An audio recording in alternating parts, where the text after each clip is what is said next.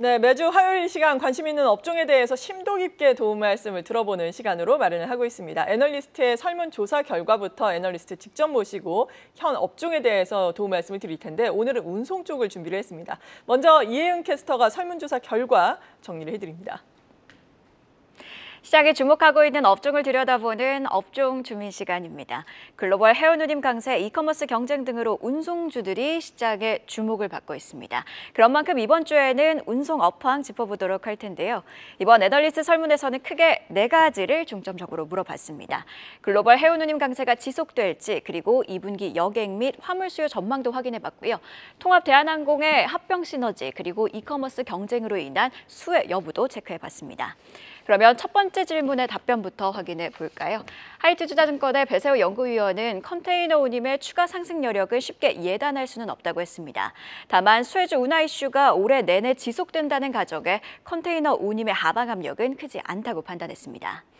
LS증권의 이재혁 연구위원은 단기 운임 강세를 전망하며 따라서 해운선사들의 2분기 실적이 호조를 보일 것이라고 전망했습니다. 다만 향후 신조선 인도 영향으로 중장기적으로는 운임 하방 압력이 심화할 것이라고 봤는데요.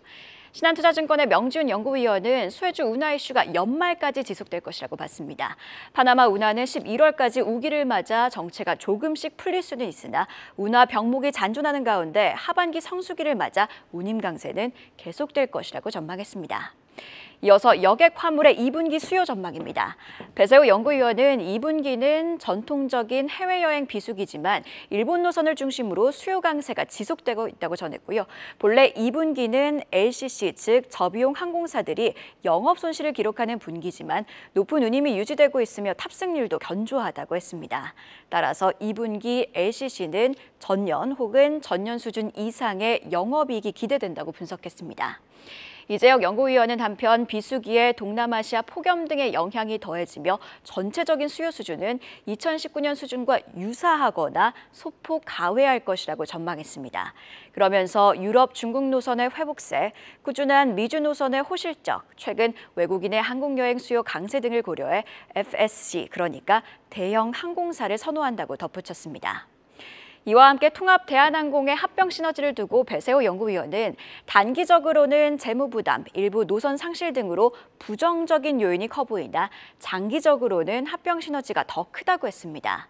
중장거리 국제선 점유율을 90% 이상 확보해 운임 결정권을 가져갈 것이라고 봤고요. LCC에도 긍정적이라고 했습니다. 에어부산, 진에어, 에어서울이 통합되며 LCC 항공사들의 숫자가 줄어 경쟁이 줄어들고 이는 결국 운임 하락 가능성을 낮출 것이라고 봤습니다. 이재혁 연구위원 또한 합병 직후 비용 부담은 불가피하겠으나 중장기적으로 대형 항공사로서의 독점적인 시장 지위는 확보할 수 있다고 봤습니다. 해운 항공을 확인해봤으니 이번에는 택배입니다. 이재혁 연구위원은 중국 커머스의 강세와 이커머스 경쟁 확대는 화물 소형화 트렌드를 가속화하고 있다고 했으며 이는 국내 택배사들의 영업 레버리지 향상을 위한 중장기적인 기회 요인이라고 봤습니다. 또 물류기술 고도화, 휴일 당일 서비스 확대 등이 더해지며 견조한 수익성이 유지될 것이라고 봤습니다. 명준 연구위원은 이커머스 경쟁은 결국 배송 경쟁을 의미한다고 했고요. 이는 택배업체들에게 긍정적인 상황이라고 덧붙였습니다. 마지막으로 탑픽도 확인해 볼까요? 배세호 연구위원은 유럽 노선 취향에 따라 티웨이 항공이 항공사 피크아웃을 유일하게 비켜갈 수 있는 항공사라고 분석했고요. 이재혁 연구위원은 자동차 운반선 시장이 화랑을 지속하고 있는 점을 들며 현대 글로비스를 선정했습니다. 마지막으로 명지훈 위원은 벌크선 업황의 긍정적인 점과 함께 실적 부진, 본업과 무관한 투자 등 그간 주가에 부담이 됐던 우려사항들이 해소됐다며 펜오션을 탑픽으로 선정했습니다. 이렇게 애널리스트들이 바라본 운송 업황 살펴봤는데요. 바로 이어서 전략도 저희와 함께 하시죠. 네, 오늘은 대신증권의 양지원 연구위원 모셨습니다. 어서 오세요. 안녕하십니까. 네, 저희가 역시나 모시기 전에 또 질문을 드렸잖아요. 질문 내용 저희가 화면으로 준비를 했으니까 정리를 하고 넘어가겠습니다. 운송업종 강점으로는 지금 친환경 기재를 보유하고 있다는 점, 미주노선이 강점이다라고 꼽아주셨고 약점은 환율, 유가 변동성이 취약하다는 점, 그리고 내수 시장이 작다는 점을 꼽아주셨습니다. 기회 요인도 있죠. 중국발 수요가 증가하고 있고, 그리고 친환경 규제로 인해서 노후 선박 퇴출 가능 가능성이 높다라는 점을 기회 요인, 그리고 위험 요인으로는 미중 간의 갈등이 지속되고 있다는 점, 경제 블록화, 그리고 보호무역주의가 확산되고 있다라는 점을 꼽아주셨습니다.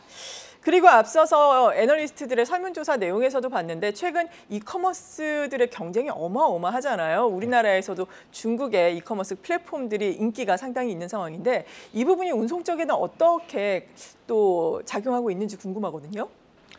네, 일단 중국발 이커머스 업체들이 크로스보더 플랫폼을 활용해서 한국 시장 공략을 작년부터 본격화했습니다. 네.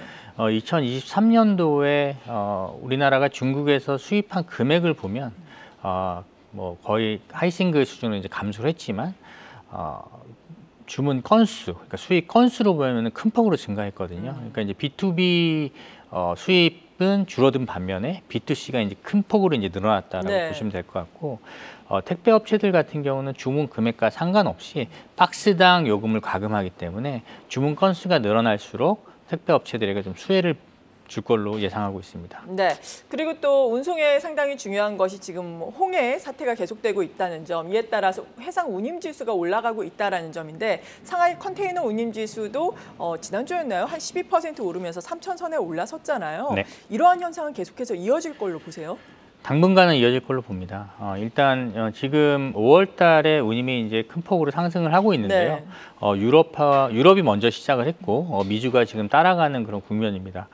유럽 항로 쪽에 운임의 어떤 강세는 저희가 이제 홍해 사태 때문에 기존의 선사들이 유럽의 라운드 트립 기준으로 12척의 배가 필요했다면 지금은 16척 정도가 필요합니다. 그만큼 한 항차당 소요 시간이 길어졌다. 맥스 한 28일 정도 길어졌다고 보시면 될 것 같은데, 그에 따라서 일단 하주들이 수입업자들 입장에서는 길어진 항차만큼 빨리 주문을 해야 성수기가 빨리 도래하는 이런 효과가 좀 나타났다고 좀 보시면 될 것 같습니다. 그래서 지금 5월 달에 운임이 올라가고 있는 부분들에 대해서 두 가지 해석으로 지금 바라보고 있습니다. 시장에서는 홍해 사태로 인해서 유럽이나 지중해 노선, 그리고 미주 동안 노선의 항차가 길어짐에 따라서 원래는 7월 달에 시작돼야 될 성수기 효과가 앞당겨졌다, 이렇게 보는 시각이 있고요. 아니면 다른 시각은 아니다. 지금 글로벌 경제가 약간 리스타킹 돼서 약간 재고를 지금 쌓아가는 그런 국면으로 수요가 올라오고 있다, 이렇게 네. 보는 시각이 있습니다. 거기다 플러스 이제 공급 사이드 측면에서 봤을 때는 일단 배가 기존에는 이제 한 서비스당 12척이 필요했다면 이제 16척이 필요하잖아요. 그럼 예전만큼 서비스가 프리퀀스 자체가 줄어들게 됩니다. 그러니까 예를 들면 일주일에 7번 월화수목금토일 매일 출항하던 해운선사가 일주일에 뭐 5번, 4번 이렇게 줄어들 수 있다는 거죠. 네. 그러면 하주들 입장에서는 매주 3대 얼라이언스의 배들 어디든지 화물을 실 수 있었는데 어느 요일에는 스페이스가 부족한 현상이 발생하게 됩니다. 그래서 이에 따라서 일단 부킹하는데 참 어려움을 겪고 있고, 지금 5월이지만 이제 6월 넘어왔지만 네. 이제 5월 첫째 주, 둘째 주에 이미 6월 중순까지 부킹이 거의 다 끝났다라는 얘기가 나오고 있었습니다. 그래서 저희 생각에는 적어도 7월까지는 이런 컨테이너 운임 상승세가 좀 지속될 거로 좀 보고 있고요. 만약에 성수기가 일찍 앞당겨진 게 아니라 리스타킹 수요, 그리고 성수기 물량이 또 이어진다면 좀 더 길게 이어질 가능성도 있다, 이렇게 네. 보고 있습니다. 해상 운임의 상승세는 계속해서 이어질 수 있겠다라고 언급을 해주셨고, 그리고 운송과 관련해서 앞서 수학 분석에서 강점으로 꼽아주신 것이 친환경 규제에 따라서 노후 선박 교체잖아요. 네. 이러한 부분이 어떻게 강점으로 작용하는지 좀 설명을 해주신다면요. 네, 일단 IMO가 올해부터 모든 선박에 대해서 CII 등급, 그러니까 네. 탄소 집약도 등급을 A등급부터 2등급까지 5단계로 나눠서 지금 그 등급을 매기고 있습니다. 그러면 앞으로 D등급하고 2등급 선박 같은 경우는 C등급 이상으로 일단 이산화탄소 배출량을 줄여야 되는 그런 계획을 제출해야 네. 되고요. 2등급 선박 같은 경우는 점점 시장에서 이제 퇴출될 가능성이 높습니다. 그러면 기본적으로 선박의 공급 자체가 줄어드는 효과가 발생할 수 있다고 보시면 될 것 같고요. 그러면 결국 수급적으로 봤을 때 운임이 올라갈 수 있는 그런 여지가 발생할 수 있다, 이렇게 보시면 될 것 같습니다. 그리고 일단 CII 등급 발표 이전에도 A등급에서 C등급 선박의 평균 선속, 그 선박이 운항하는 속도 대비해서 D등급, 2등급 선박들의 선속이 더 느렸거든요. 네. 5%에서 10% 가까이 느렸습니다. 근데 탄소 배출량을 줄이기 위해서는 엔진 출력을 낮추거나 아니면 속도를 더 늦게 운항할 수밖에 없게 될 거고요.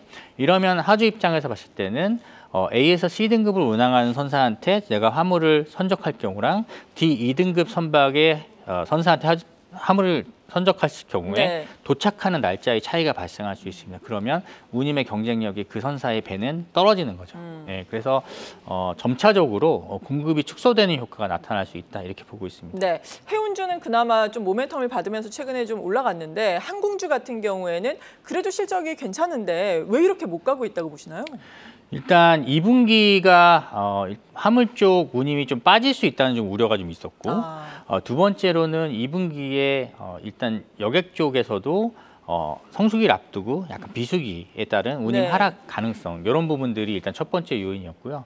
두 번째는 이제 하반기에 작년부터 급증하기 시작했던 국제선 여객 수요가 증가세가 좀 둔화되지 않겠느냐 네. 이런 이제 우려가 좀 있었습니다. 근데 지금 4월달, 5월달 지금 그 현황을 좀 살펴보면 생각보다 여객 쪽이나 화물 쪽 그 일드도 상당히 견조하고 수요도 탄탄하게 지금 나오는 걸로 파악되고 있기 때문에 2분기 항공사들의 실적이 예상보다 좀 잘 나올 가능성이 있다. 그래서 지금까지 좀 지지부진했지만 실적 시즌을 앞두고 단기적으로 좀 반등할 가능성이 높다 이렇게 보고 있습니다. 네, 그렇다면은 뭐 운송 쪽은 너무나 또 종목들이 많잖아요. 어떤 종목들을 유망하게 보고 계신지 궁금하거든요. 일단 뭐 운송은 사실 뭐 길게 끌고 가기는 상당히 불확실한 요인들이 너무 많기 때문에 네. 그때 이제 모멘텀 플레이가 이제 뭐 좀 주요할 거로 좀 보고 있고 장기 투자하기 위해서는 저희들은 올해 하반기에 현기차하고 완성차 해상운송 계약 리뉴얼을 앞두고 네. 있는 현대글로비스를 추천드리고요.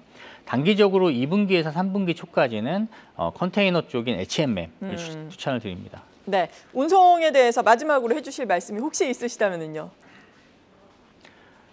일단 뭐 네. 워낙 불확실성이 많고 뭐 홍해 사태도 그렇고 유가나 환율에 대한 변동에 또 상당히 취약하고 하기 때문에 그때 열심히 업데이트, 지표들 네. 업데이트를 꾸준히 하셔야 좋은 투자 성과를 거둘 수 있을 것으로 보고 있습니다. 네, 오늘 이렇게 운송주에 대해서 투자 의견 들어봤습니다. 대신증권의 양지환 연구위원과 함께했습니다. 감사합니다. 감사합니다. 계속해서 다양한 경제 이슈를 알고 싶다면 구독과 좋아요, 알림 설정 부탁드립니다. AI 캐스터 권미정이었습니다.